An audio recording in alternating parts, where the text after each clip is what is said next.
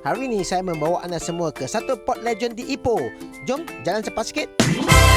Inilah dia, Gerai Ipoh Haji Mi Tikus yang telah bertapak berpuluh tahun di stesen bas Medan Kid. Mengapa Mi Tikus? Sebab dalam Cantonese, Mi ini dikenali sebagai Lo Shi Fan, iaitu Mi Tikus sebab rupanya seakan tikus je.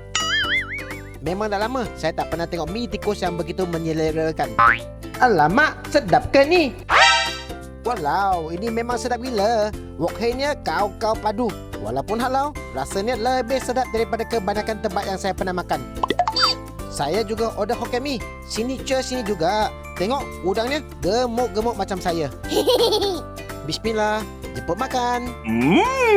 Wow, I really love this. It was so good. Mi ini direna dengan cukup rasa dan cukup masa. Memang susah nak cari Hokkien Mi yang sedap. Jangan bimbang, owner Cina Mualaf. Yang nak datang, ingat, datang untuk makanan sedap dan bukannya untuk keselesaan. Yang datang Ipoh, jangan lupa cari Mi Mickey Mouse.